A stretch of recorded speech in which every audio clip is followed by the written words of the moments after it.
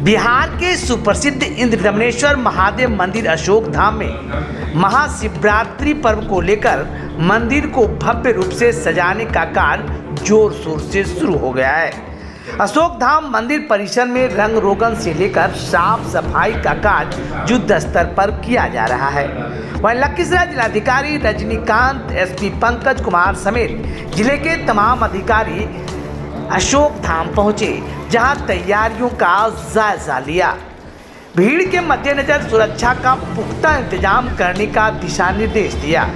महाशिवरात्रि को लेकर अशोक धाम मंदिर परिसर में प्रसाद, फूल माला का भी विशेष रूप से बाजार सज गया है।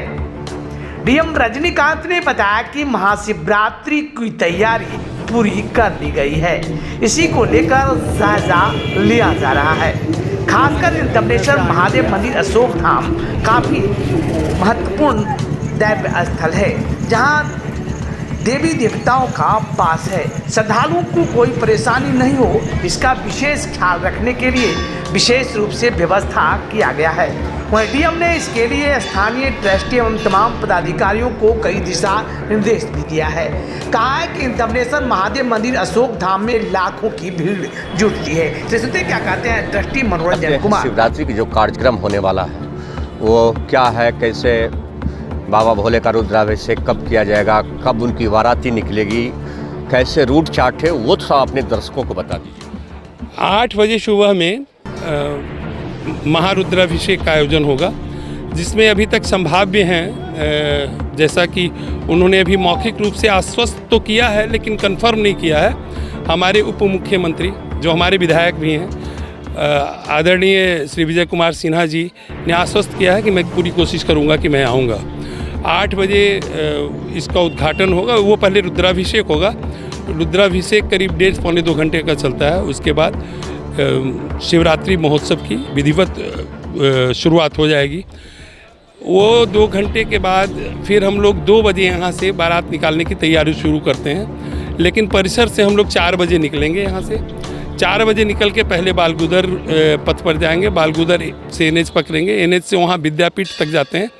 विद्यापीठ से कई बीच में कई स्थलों पर हम लोग जो पहले से निर्धारित कार्यक्रम होता है, लोग शिव की आरती करते हैं, जैसे राधे हॉस्पिटल में होता है, फिर विद्यापीठ में होता है। फिर वहाँ से बढ़ते हैं शिव दुर्गा मंदिर में, बड़ी भव्य आरती की व्यवस्था की जाती है। फिर छोटी दुर्गा स्थान पे होती है, फिर बड़ी दुर्गा स्थान पे होती है, और वहीं नवल कनौड़िया जी का घर है, उसके पास जा कर के बारात थोड़ी देर के लिए विश्राम करते हैं। वहाँ वो शरबत वगैरह पिलाते हैं सारे बारातियों को। वहाँ से वापस आते हैं, वापस पचना रोड में इन करते हैं। पचना रोड में डॉक्टर प्रवीण कुमार सिन्हा जी के यहाँ भव्य आरती होती है। फिर वहाँ से वापस आते हैं। करीब 11:30 बजे हम लोग मंदिर के आसपास आ जाते हैं, लेकिन तकनीकी रूप से शादी 12 बजे रात्रि के बाद ही शुरू हो सकती है। तो 12 बजे फिर पार्वती मंदिर में शिव पार्वती शादी होती है, और सुबह में करीब 4 बजे 3:30 बजे हमारी सरकारी पूजा होगी, और उसके बाद भक्तों का भीड़ शुरू होगा। शिवरात्रि के बाद जो सबसे बड़ी महत्वपूर्ण चीज़ है भक्तों के लिए, वो मैं बता दूं, शिव विवाह के बाद जलार्पण करना, जलाभिषेक करना बड़ा महत्वपूर्ण माना जाता है। इसलिए शिवरात्रि के दिन से ज़्यादा भीड़ होती है शिव विवाह के पश्चात। वो करीब 11-12 बजे तक हज़ारों की तादाद में लोग आते हैं और फिर जलाभिषेक करते हैं। तो प्रशासन ने पूरी तैयारी कर रखी है, कोई शांति व्यवस्था अच्छे से बनी रहेगी, और मंदिर ट्रस्ट भी पूर्ण रूप से सक्रिय है। डॉक्टर प्रवीण कुमार सिन्हा जी हैं, कोषाध्यक्ष राजेंद्र प्रसाद सिंघानिया जी हैं, सब लोग पूर्ण रूप से सक्रिय योगदान दे रहे हैं। इस बार और ज़्यादा ही लोग जज्बे के साथ काम कर रहे हैं, चूँकि पूरे ट्रस्ट को या व्यवस्था को ये अफसोस न रहे कि डॉक्टर साहब नहीं हैं, तो हम लोग डॉक्टर श्याम सुंदर सिंह जी नहीं हैं, तो किसी ढंग की अव्यवस्था हो। माने भक्ति कार्यक्रम भी शिव विवाह के मौके पर, क्या भक्ति कार्यक्रम भी होने वाला है? जी, सांस्कृतिक कार्यक्रम होता है, और ये जो मेरा मुख्य स्टेज है इसी पर होता है। वो उसके करने का 2 उद्देश्य है।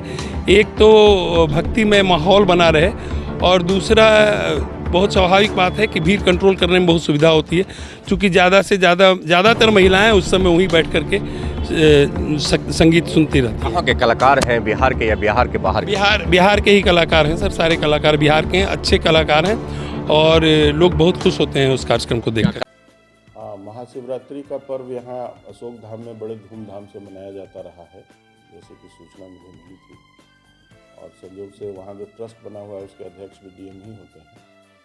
तो कल मैंने स्थल पर ही वहीं पर विधि व्यवस्था संधारण के लिए जो संबंधित पदाधिकारी हैं, पुलिस पदाधिकारी हैं, उन सबके साथ वहाँ बैठक करने के लिए हमने रखा था।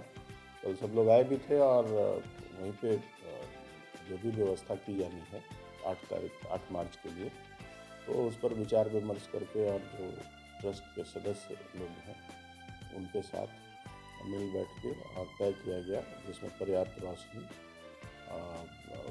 पेयजल और ये वेजिटेशन का पॉइंट सब, साफ सफाई और पार्किंग इत्यादि का जो विषय है उस पर चर्चा हुई और सब फिक्स। भारत से जुड़ी हर खबरों को देखने के लिए ऑन न्यूज भारत के पेज को करें like, share and subscribe. onNewsBharat.com